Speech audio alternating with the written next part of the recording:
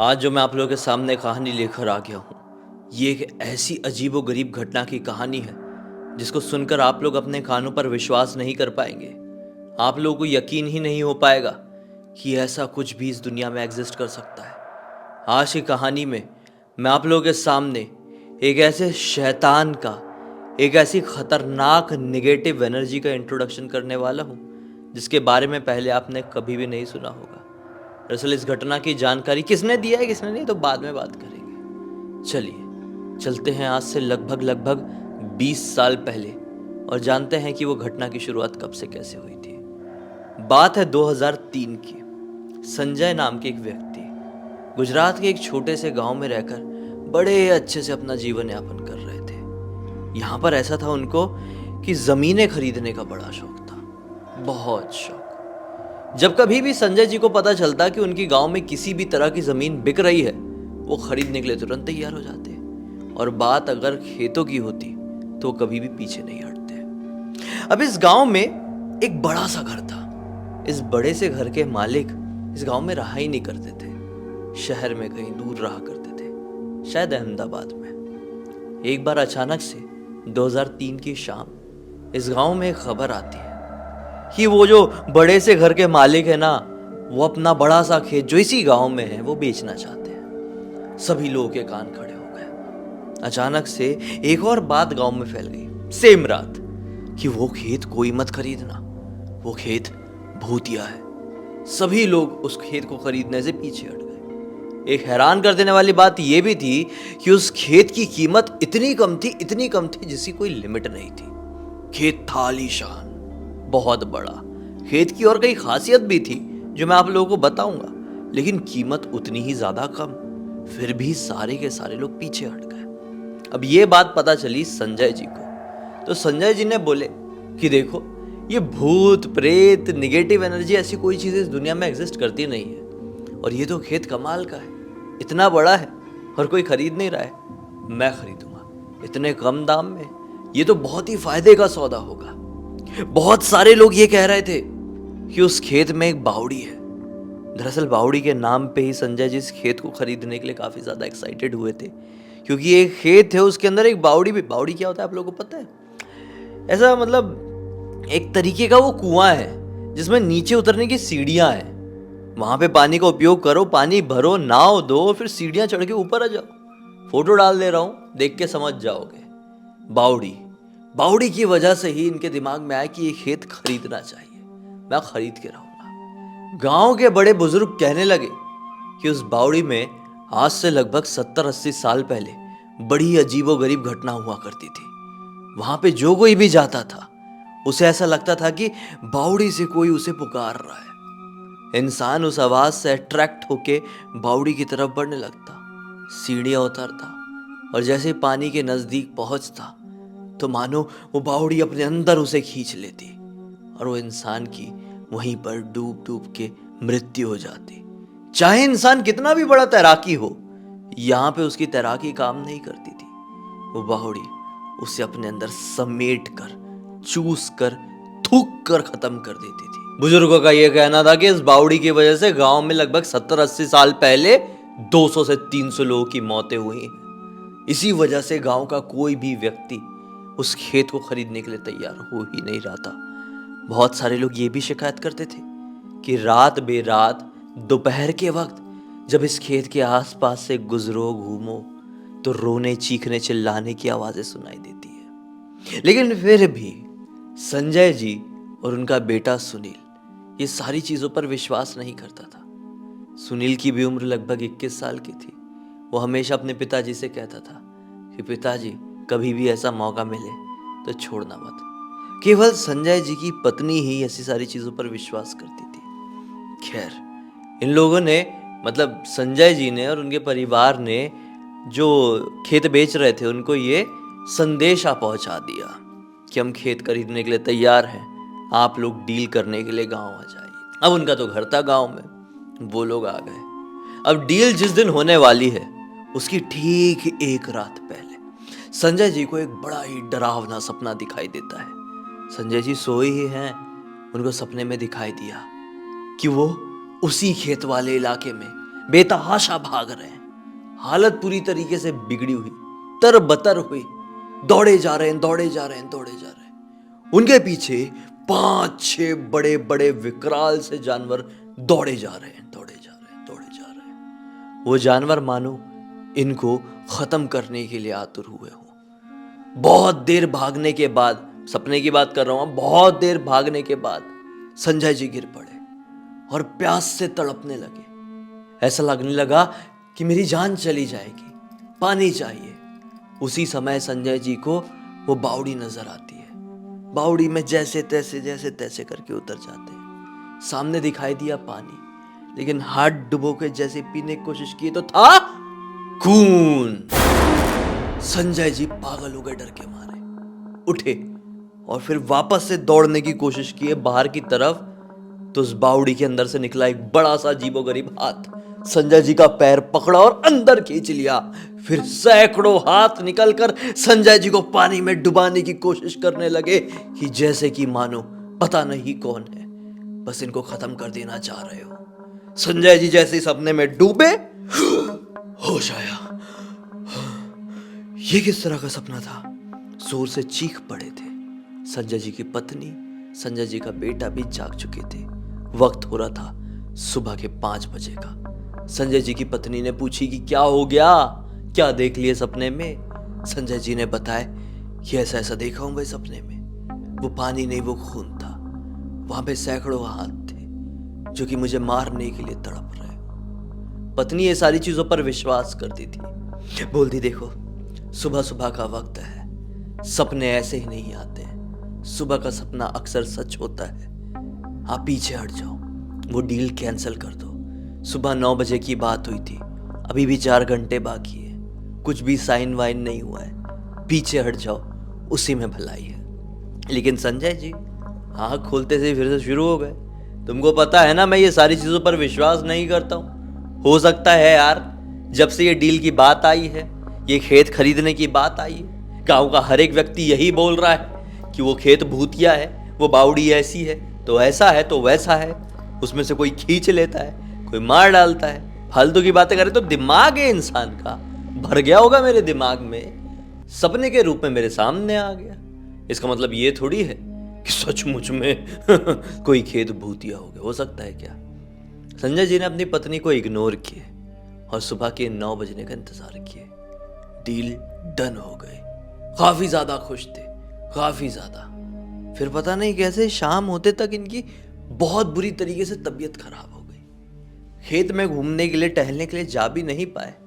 जो लोगों ने खेत बेचे थे वो बेच बाच के मतलब शाम होने से पहले ही निकल गए अपने शहर। अब सोचे, इधर संजय जी ने सोचे कि अगला दिन निकलेगा, घूमने जाएंगे, अभी तबीयत खराब लग रही, नहीं जा सकते। फिर अगला दिन निकला, सुबह का वक्त आया। वो 9 साढ़े 9 बजे के आसपास खेत पहुंचे तो क्या पाते हैं कि खेत में जितनी भी फसलें थी, पेड़ पौधे थे, सब जिंदा थे, हरियाली थी, सब बदल चुकी है। संजय जी पाते हैं कि अरे बाप रे, एक दिन पहले तो पूरा नॉर्मल था खेत, अभी बंजर कैसे बन गया है। लगभग सारी फसलें मर चुकी है, पेड़ पौधे सूख चुके हैं। इनको अपनी आंखों पर विश्वास नहीं हुआ, ये क्या हो गया। गांव के बुजुर्गों को भी भगा के लेके आए खेत में, बोले देखो ये क्या हो गया। बुजुर्ग बोलते हम तो पहले ही बोले थे कि ये खेत श्रापित है, इसे मत खरीदना, कोई भूत प्रेत की शक्ति लगी हुई यहाँ पर। अब तूने खरीद लिया तो तू खुद भुगत। ऐसा बोल के वो बूढ़े व्यक्ति लोग भी भाग गए। अब संजय जी क्या कर सकते थे, खेत तो खरीदे थे, फसलें जो मर गई थी इनको जिंदा करना था। संजय जी बस शुरू हो गए उसी दिन से, कटाई में लगे हैं, छटाई में लगे हैं, पानी सींचने में लगे। चीजें कैसे इतनी जल्दी नॉर्मल हो जाती। संजय जी ने 1 हफ्ते बिता दिए, जी तोड़ मेहनत किए, चीजें फिर भी थोड़ी थोड़ी बदलने लगी। लेकिन ये 1 हफ्ते नॉर्मल तरीके से नहीं बीते। इन 1 हफ्तों में संजय जी ने ऐसी ऐसी चीजें एक्सपीरियंस किए जो शायद कोई नहीं कर सकता अपनी आम जिंदगी में। संजय जी जब कभी भी खेत में जाते, उन्हें वही चीखने चिल्लाने रोने की आवाजें सुनाई देती। क्लियर समझ में आता कि वो चीखने चिल्लाने की आवाजें बावड़ी की तरफ से ही आ रही है। संजय जी अपना काम खत्म करके वो बावड़ी के सामने से ही होते हुए अपने घर को जा रहे होते। तो नज़र फिराकर देखते भी कुछ है तो नहीं, कुछ दिखाई नहीं देता, केवल आवाज़ें आती। कई बार संजय जी वो बावड़ी के नीचे उतर के भी देखने की कोशिश करते, कोई दिख तो नहीं रहा है, कोई मस्ती तो नहीं कर रहा है, लेकिन कोई भी नहीं दिखाई देता। सिर्फ किसी के होने का एहसास होता, सिर्फ रोने, चीखने, चिल्लाने की आवाज़ें आती। संजय जी भी बहुत ज़्यादा डरे सहमे रहने लगे। फिर अचानक से 7 दिन बाद वो अपनी पत्नी और अपने बच्चे से कहते हैं कि देखो, खेत जाना है जाओ, घूमना है घूमो, बहुत सारी चीज़ें लगेगी, लग भी चुकी है, बावड़ी में मत जाना, हाँ, चाहे कोई भी पुकारे, किसी की भी आवाज़ें आए। अब देखो, सुनील भी ये सारी चीज़ों पर विश्वास नहीं करता था। सुनील ने बोला संजय जी से कि पापा, आप ये सब क्यों बोलने लगे? आपने भी कुछ वहाँ पर देखे हो क्या? ऐसी चीज़ें तो होती नहीं है, तो पता है ना आपको। पापा कहते कि नहीं नहीं, मैंने कुछ देखा नहीं हूँ, लेकिन फिर भी गांव के लोग मानते हैं, तो उनके साथ साथ हम भी मांग लेंगे, तो क्या बिगड़ जाएगा। ठीक है, सुनील ने सोचा कि वैसे भी मुझे क्या करना है, मैं थोड़ी इतना खेत वेत जाता हूँ। अब ये वाला दिन हुआ ही है, संजय जी जो बावड़ी में उतरे थे वाला दिन हुआ ही है कि अगले दिन से संजय जी बहुत खतरनाक तरीके से बीमार पड़ गए। इतने बीमार कि बिस्तर से उठ नहीं पा रहे हैं। लेकिन खेत में सिंचाई तो करनी ज़रूरी है, पानी डालना तो ज़रूरी है। अब इधर पे अपना लड़का जाने लगा, सुनील जाने लगा। 5 से 6 किलोमीटर की दूरी थी जहाँ पर ये रहते थे, वहाँ से खेत की। साइकिल से आया जाया करते थे संजय जी भी और अब सुनील भी। सुनील की पढ़ाई लिखाई ख़त्म हो चुकी थी, 21 साल का लड़का था। जाता था, सिंचाई विचाई करता था, आ जाता था। 3 दिन उसने ये काम किया कि वो भी सेम टू सेम उसी तरीके से बीमार पड़ गया। बड़ी ही ज़्यादा हालत ख़राब हो गई। फिर पिताजी ने बोले कि अरे जो कुछ भी हो मैं ही जाऊँगा। फिर 3 दिन तक ये गए हैं, पानी वानी डाले हैं। फिर जल्दबाजी में पता नहीं इनको क्या सुनाई दिया क्या नहीं, वहाँ पे बड़ा गंदा भाग के आए घर की तरफ। आज तक बताया नहीं किसी को कि खेत में उस दिन उन्होंने क्या एक्सपीरियंस किए थे, लेकिन बड़ी बुरी तरह से भागते हुए आए और फिर आके पानी वानी पिए और डरते अपने बेटे से क्या बोल रहे हैं, बेटा मुझे बहुत डर लग रहा है, मैं अपने खेत की तरफ नहीं जा पाऊंगा, मैंने ना वो पानी की मोटर चालू करके आ गया हूँ। वो तो जाके चालू कर सकता है कि अपने कोई दोस्त उसके साथ जाके। तो सुनील को भी अपने पिताजी का ये बर्ताव, ये बात करने का तरीका बड़ा अजीब लगा। सुनील ने और उनकी पत्नी ने ये पूछने की कई बार कोशिश की है कि आपने कुछ देखे क्या, कुछ फील तो नहीं किए हो, घबरा क्यों रहे हो इतना, लेकिन उन्होंने कुछ भी नहीं बताया। अब बात थी मोटर चालू थी, जाना तो था। तो यहाँ पर अपने हीरो ने मतलब सुनील ने सोचा कि मैं जाता हूँ मोहन के साथ। मोहन कौन? पड़ोस में रहने वाला सुनील का बचपन का दोस्त। मोहन के पास गया, पहले बोला मोहन मेरे खेत में चलना, मोटर चालू रह गई है, बंद करके आना है, पापा भूल गए थे। मोहन बोलता है नहीं नहीं नहीं नहीं नहीं, मैं तुम्हारे वो खेत में नहीं जाऊँगा, गांव में सबको मालूम है वो खेत कैसा है क्या है वहाँ पर। सुनील ने पहले माइंड वॉश करने की कोशिश किया, अरे भाई ऐसा कुछ भी नहीं है, तुझे तो पता है ना, फालतू की बातें हैं सब। लेकिन फिर भी जब मोहन नहीं माना तो सुनील को पता था कि मोहन को बेर खाना बड़ा पसंद है और इसे खेत के पास एक बेर का पेड़ लगा हुआ था। बेर का लालच दे दिया मोहन को, मोहन भी तैयार हो गया बढ़िया से। अब दोनों अपनी अपनी साइकिल में सवार हुए और चल पड़े हैं। दोपहर के 12 बजे के आसपास खेत पहुंचे, मोटर वोटर बंद किए हैं और फिर लौट के साइकिल चल नहीं रही थी, बहुत ज़्यादा टाइट हो गई थी, बहुत ज़्यादा, बहुत ताकत मारे। बोले छोड़ो यार, शायद धूप ज़्यादा है, हमको थकान ज़्यादा हो गई ना, इसलिए हम चला नहीं पा रहे साइकिल, ऐसा पकड़ के ले चलते हैं। बात करते करते बढ़ चले। अब थोड़ा बड़े हैं कि अपना मोहन बोलता है कि यार मुझे बहुत ज़्यादा प्यास लगी है, बिल्कुल चल नहीं पाऊँगा, चक्कर आ जाएगा, क्या करूँ। अब आस पास कुछ दिखाई भी नहीं दे रहा है, पानी पिए तो पिए कहाँ से। अब लिटरली मोहन को चक्कर जैसा आ गया, मोहन एक बार गिर भी गया। अब मोहन की ऐसी हालत देखकर सुनील घबरा गया कि घर तो अभी दूर है भाई, 5-6 किलोमीटर है घर, और ये तो प्यास के मारे चक्कर खाकर गिर रहा है, गर्मी का मौसम है, ऐसा पानी वानी भी कहीं दिखाई नहीं दे रहा है, तो क्या करे, बावड़ी लेके जाऊं क्या, ऐसा मन में सोचा। फिर मोहन को बोला मोहन बावड़ी में पानी पिएगा। अब मोहन भी बेतहाशा हो गया था, उसको कुछ समझ में नहीं आ रहा था, उसको केवल पानी चाहिए था। मोहन ने बोला भाई जहाँ भी ले जाना है लेके चल, मुझे पानी पिला दे। अब सुनील पकड़ा मोहन को और बावड़ी की तरफ उतरने लगा। बावड़ी में उतरा है, देखा सब कुछ नॉर्मल है, पानी पिलाया बावड़ी का। फिर अचानक से किसी की अजीबोगरीब चीखने की आवाज सुनाई दी। ये घबराकर इधर उधर दोनों देखने लगे कि कौन चीखा है कौन नहीं। फिर अचानक से नजर पड़ी कि बावड़ी के दूसरे एंड में एक आदमी लेटा हुआ है पानी के ऊपर, जैसे कि मानो कोई बिस्तर में लेटता हो, और वो एक टक लगाए ये दोनों को ही देख रहा है। और मानो कि वो आवाज उसी के अंदर से आ रही थी। वो आदमी ने कपड़े नहीं पहना है और बड़ा ही डरावना, बेहुदा और शैतानी दिखाई दे रहा है, बहुत ज्यादा डरावना। अब वो अपने आप सरक सरक के इनकी तरफ बढ़ने लगा और ऐसा मानो दोनों को चक्कर आने लगे और ऐसा लग रहा है कि कुछ तो है इनको पानी के अंदर खींच रहा है। लेकिन ये दोनों ने हार नहीं माने।